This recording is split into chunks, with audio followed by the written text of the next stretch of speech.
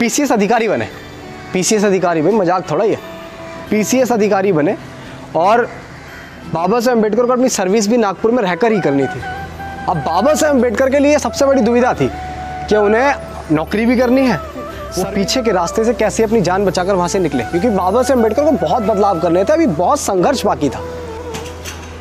आप समझ रहे हैं मैं किसकी बात कर रहा हूँ? उस देश की बात कर रहा हूँ कि सारे जहां से अच्छा हिंदुस्तान हमारा, हम बुलबुलें हैं इसकी, ये गुलसिता हमारा। मैं भारत की बात कर रहा हूँ, मैं पाकिस्तान की बात नहीं कर रहा हूँ। ये वाक्य पाकिस्तान में नहीं हुआ है, हालांकि पाकिस्तान तो था भी नहीं उस समय, था पेट में था, पैदा होने वाला था।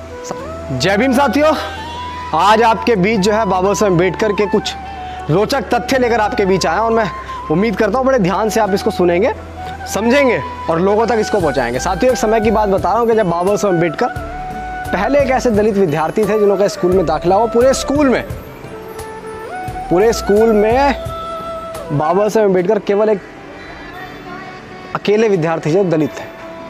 उसके बाद स्कूल की जो चीज़ें आपको पता है, आप लोगों ने पढ़ी भी हैं, जिन्होंने नहीं पढ़ी उनको बता देते हैं कि बाबा साहब अम्बेडकर ने किन किन चीज़ों का सामना किया। कि बाबा साहब अम्बेडकर पानी नहीं पी सकते थे, बाबा साहब अम्बेडकर क्लासरूम के बाहर बैठकर पढ़ा करते थे। तो जब ये पता लगा कि भाई ये बच्चा दलित है, तो पानी का मटका जो है वो बाबा साहब अम्बेडकर के लिए अलग रखा गया।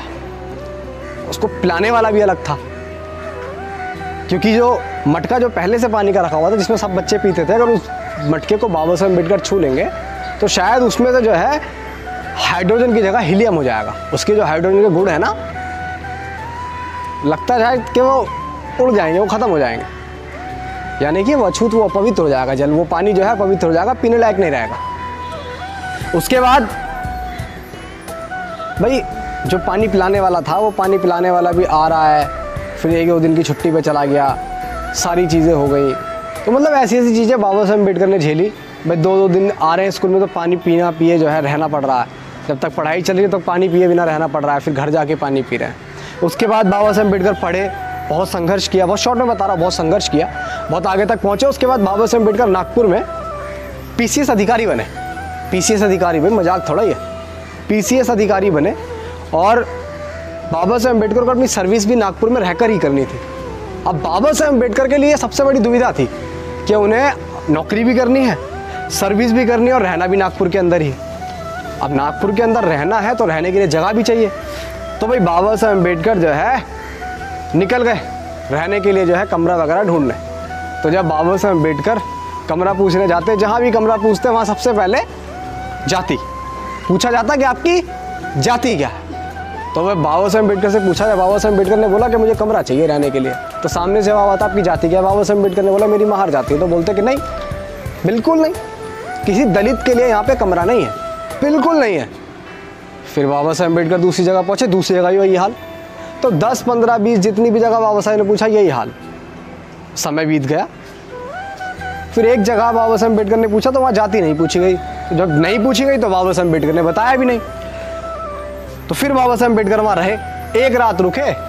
रुकने के बाद सुबह बाबा साहब की हल्की हल्की आँख खुली तो देखा शोर मच रहा है बहुत ज़्यादा, घर के बाहर बहुत ज़्यादा शोर मच रहा है। तो बाबा साहब अम्बेडकर जो है जैसे ही बालकनी में आए, देखो हजारों की भीड़ खड़ी हुई है, लाठी डंडे जो है लेके बिल्कुल एकदम ठीक ठाक, जैसे वो बाबा साहब अम्बेडकर का कत्ल करने आए थे। ये सारी चीज़ें मैं नहीं कह रहा हूँ, ये लिखा हुआ है, आत्मकथा। इसका हिंदी अनुवाद है मैं कैसे बना, आप इसको पढ़िएगा कि मैं कैसे बना, ये हिंदी अनुवाद है, बाबा साहब अम्बेडकर ने लिखा है। तो वो लोग बाबा साहब अम्बेडकर को मारने आए थे कि हमारी बस्ती में एक दलित व्यक्ति कैसे आके रह सकता है, इतनी हिम्मत कैसे हो गई। उसके बाद जब बाबा साहब अम्बेडकर ने देखा तो फिर वो पीछे के रास्ते से कैसे अपनी जान बचाकर वहाँ से निकले, क्योंकि बाबा साहब अम्बेडकर को बहुत बदलाव करने थे, अभी बहुत संघर्ष बाकी था।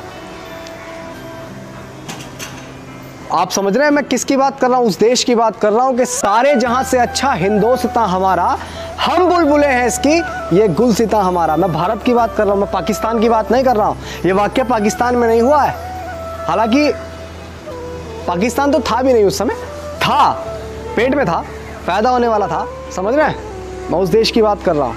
लेकिन बाबा साहब अम्बेडकर का एक बड़प्पन देखिए कि इंग्लैंड से पढ़ने के बाद, लंदन स्कूल ऑफ यूनिवर्सिटी में पढ़ने के बाद और कोलंबिया यूनिवर्सिटी में पढ़ने के बाद वो चाहते तो बहुत बड़े प्रोफेसर की पोस्ट पे वहीं पे काम कर सकते थे और अपना जीवन बड़े अच्छे तरीके से जो है जीवन यापन कर सकते थे, अपने बच्चों को अच्छी परवरिश दे सकते थे और बहुत अच्छा नामी जो है चीज़ें कर सकते थे।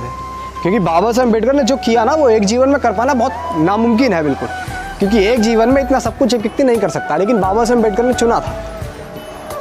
बाबा साहब अम्बेडकर का सपना सिर्फ प्रोफेसर बनना नहीं था, उनका सपना सिर्फ अपने आप को सुधारने का सपना नहीं था। बाबा साहब अम्बेडकर ने संघर्ष का रास्ता चुना। फिर एक सभा हुई, एक सभा के अंदर बाबा साहब अम्बेडकर ने ऐलान कर दिया कि मैं हिंदू धर्म को छोड़ दूंगा, मैं हिंदू धर्म को त्याग दूंगा। बाबा साहब अम्बेडकर ने यह ऐलान कर दिया एक सभा के अंदर। अब जब बाबा साहब अम्बेडकर ने ऐलान कर दिया तो एकदम से जो है गांधी जी के होश उड़ गए। गांधी जी के होश उड़ गए कि यार ये अम्बेडकर रास्ते का कैसे जो है वो बन गया, कांटा बन रहा है। तो क्योंकि जो 1935-36 का दशक था, बाबा साहब अम्बेडकर की जो है देश के अंदर अच्छी पहचान बन चुकी थी, उनके फॉलोअर्स बहुत ज़्यादा थे, उनके मानने वाले लोग बहुत ज़्यादा थे। तो सबको पता था कि अगर अम्बेडकर जो है हिंदू धर्म को त्यागेंगे तो उनके साथ कई हजार लोग इस हिंदू धर्म को छोड़ देंगे। तो जो उनके जो है वो बैठे हुए थे ना ठेकेदार, धर्म पे ठेकेदार, उनकी नींदें उड़ गई, उनके होश उड़ने लगे।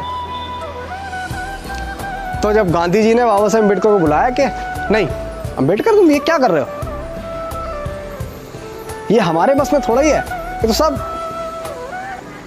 उसकी लीला है, उसने बनाया है तो कुछ सोच समझ के तो बनाया होगा।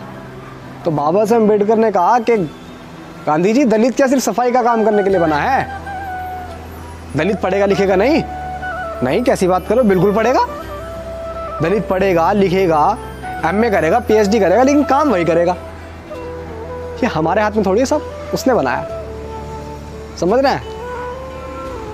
गांधी जी जो थे, सम्मान है, लेकिन गांधी जी जो थे वो वर्ण व्यवस्था के बिल्कुल जो है अडिग आस्थावाचक थे, यानी कि वो उसमें बहुत ज़्यादा जो है लीन थे, रूढ़िवादी थे। गांधी जी जो है वो रूढ़िवादी थे, जिनको हम इस देश का राष्ट्रपिता कहते हैं। मैं आपको किस लिए बता रहा हूँ? मैं आपको बता रहा हूँ कि जहाँ आपको सम्मान नहीं मिलेगा, जहाँ आपको आपके अधिकार नहीं मिलेंगे, तो बाबा साहब अम्बेडकर ने भी वो चीज़ छोड़ने का प्रयास किया, तो आप भी वो चीज़ छोड़ने का प्रयास कीजिए। मैं ये नहीं कह रहा हूँ आप किसी धर्म को छोड़िए, ये आपकी आज़ादी है, आप किसको मानते हैं किसको नहीं मानते हैं, लेकिन हाँ इतिहास को जानना बहुत ज़रूरी है। अब देखिए, जब बाबा साहब अम्बेडकर से ये पूछा गया, जब बाबा साहब अम्बेडकर से ये पूछा गया कि भाई अपनी, उन्होंने बोला कि भाई मेरे हित और देश के हित से अगर चुनने की बात आएगी तो मैं देश का हित पहले चुनूंगा, लेकिन अगर दलित के हित से और देश के हित से चुनने की बात आएगी तो मैं पहले दलित का हित चुनूंगा। समझ रहे हैं? ये बाबा साहब अम्बेडकर ने कहा। तो सब लोग कहने लगे यार ये व्यक्ति जो है पागल है क्या, मतलब देश के लिए, मतलब वो दलित को चुने तो वो पागल है। लेकिन अगर कोई उनसे कह दे कि भाई तुम जो है देश को चुनोगे या हिंदू, तो सबसे पहले हिंदू। मैं किसी धर्म को टारगेट नहीं कर रहा हूँ, लेकिन किसी का कटाक्ष करना, किसी की चीज़ों को करना, ये भी गलत है। कोई चीज़ सत्य है उसको झूठा बताना, ये भी गलत है। तो अब देखिए मतलब किस तरह की चीज़ें इस देश में हुई, किस तरह के शोषण, किस तरह के अत्याचार बाबा साहब अम्बेडकर ने झेले। उसके बाद भी ये सारी चीज़ें बाबा साहब अम्बेडकर ने लोगों को समझाया, लोगों को करा और इतना परिवर्तन किया कि अपने साथ साथ पूरे समाज की दशो दिशा बदल दी, पूरे समाज की दशो दिशा बदल दी। तो आपके पास भी जो है जिम्मेदारी बनती है कि आप भी अपने हक अधिकारों के लिए लड़ें, और बाबा साहब अम्बेडकर ने जो समाज को दिया आप अपने आने वाली पीढ़ी के लिए करें। उम्मीद करता हूँ मेरे द्वारा दी गई ये छोटी सी जानकारी आप और लोगों तक भी पहुँचाएँगे, और मिलते हैं आपके साथ एक और नई वीडियो के साथ। जय भीम, जय भारत, जय संविधान।